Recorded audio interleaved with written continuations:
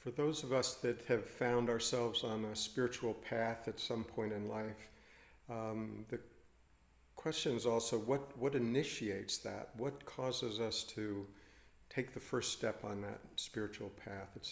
It seems like some people are born with that desire, that inclination to follow their spirituality through a religion maybe that they were brought up in, or one that they've discovered later in life.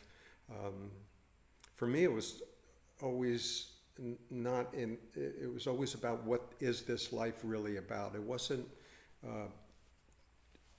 said to myself in spiritual terms. It was more curiosity about this life. What is this? What is my place in it, purpose in it? How would it feel fulfilled? What would I need to do? What would make it okay?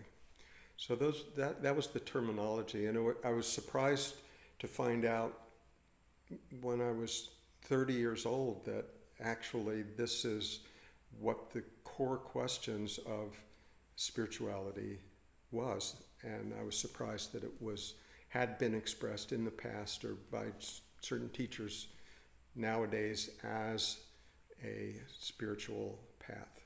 So thus began the path of the seeker. So for many people, that path is initiated by some tragedy. Life is going along, everything's working out pretty well, more or less, good enough, and then one day something happens of such a impact to us that we end up taking a different route. And that impact may be in the form of a sickness and death of a close friend or spouse or parent or child, maybe a divorce, maybe a loss of a career, maybe a serious disease that we ourselves have contracted. Those kinds of really powerful events can cause us to look at life differently.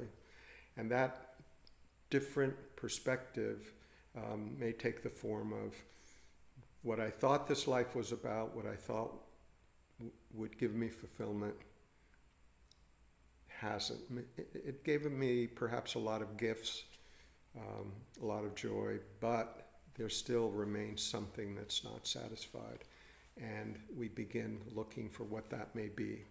And we hear spirituality, maybe in the form of a religion, is the answer, and we go looking down that road. And we call people on that road seekers. But as I see it, everybody's a seeker. Everybody's trying to figure it out. What's going to make me happy? What's going to make me feel fulfilled? What's going to get me through this day? What's going to make me feel okay about my life? Many of us do it through careers, through family, through community service, through patriotic acts, through a hobby. Everybody's pursuing that sense of joy in this life, that sense of contentment, peace, at easeness.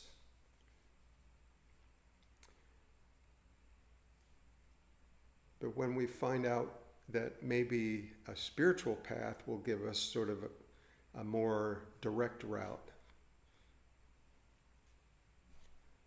maybe a more ultimate route to that sense of peace and belongingness and being at home in our own skin in this world, at ease with life and our neighbor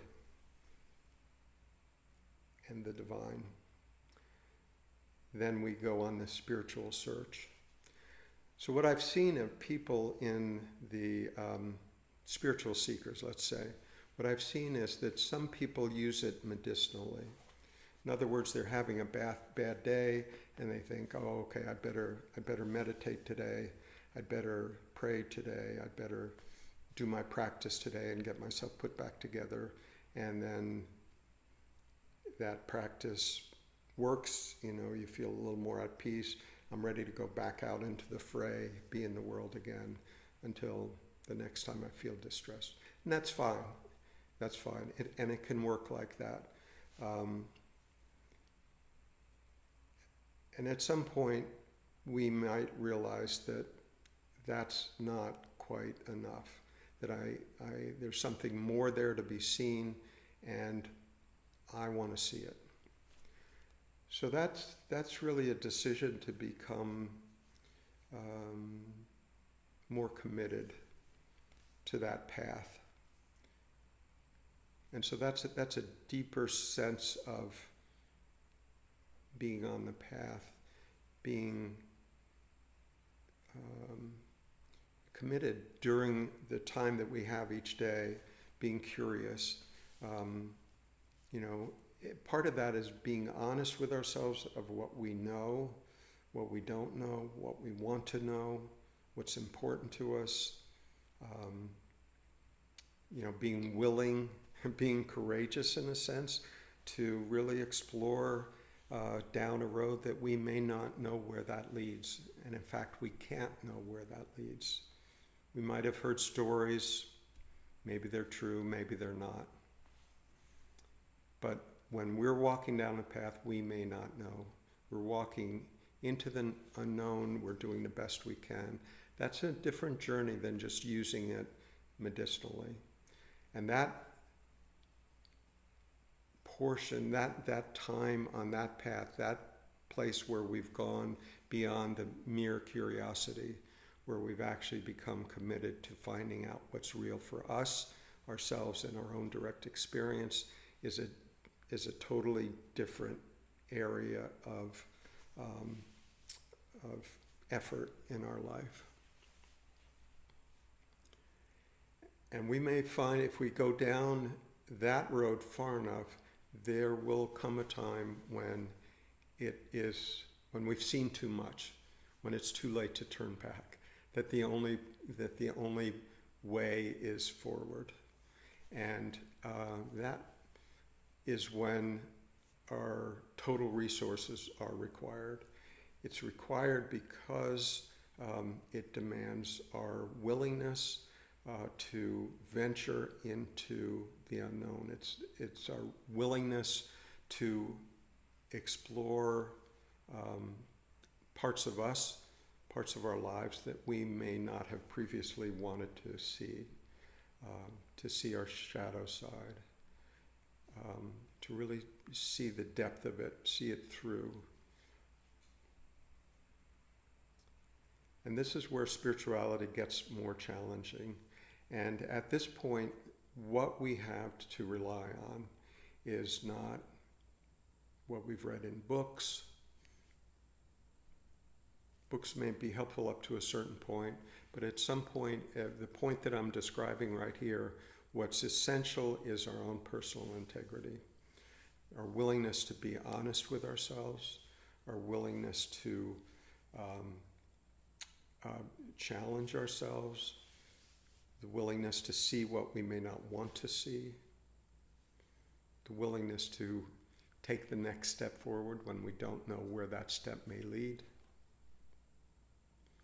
the willingness to trust life as if we had an alternative.